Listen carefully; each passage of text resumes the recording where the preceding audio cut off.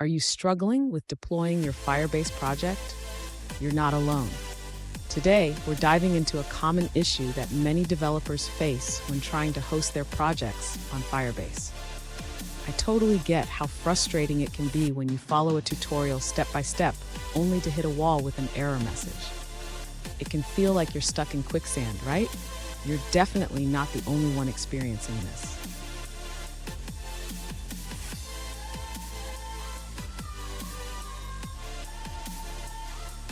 Let's take a closer look at the specific issue at hand. One user recently asked, "Why am I getting a no targets found error when I try to deploy my Firebase project?" They discovered that their firebase.json file was empty, which is a common pitfall. Sound familiar? Let's figure this out together. So what does this error mean? When you see no targets found, it usually indicates that your Firebase.json file is not configured correctly. This file is crucial because it tells Firebase what to deploy. Let's break down how to fix this. And stick around.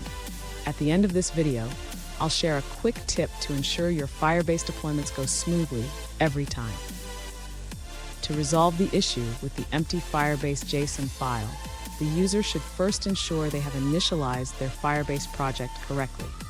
This can be done by running the command firebase init in the terminal.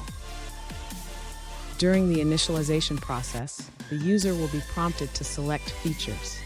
They should choose hosting and follow the instructions to set up their project directory. After the setup, the user should check the firebase.json file again.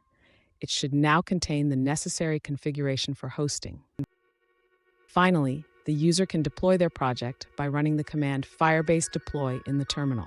This should successfully upload their files to Firebase hosting. Fun fact, did you know that Firebase was originally developed by a startup that was acquired by Google? It's come a long way since then, making deployment easier for developers everywhere. Now let's look at the answers provided by other users. An alternative solution suggests running the command firebase init. If your firebase.json file is empty, you should add a hosting configuration. This includes specifying the public directory and ignoring certain files. Make sure to replace public with the correct directory name if needed, then proceed with the deployment. Here's a pro tip. Always double-check your Firebase.json file before deploying. A small mistake can lead to big headaches, so make it a habit to review it. And there you have it.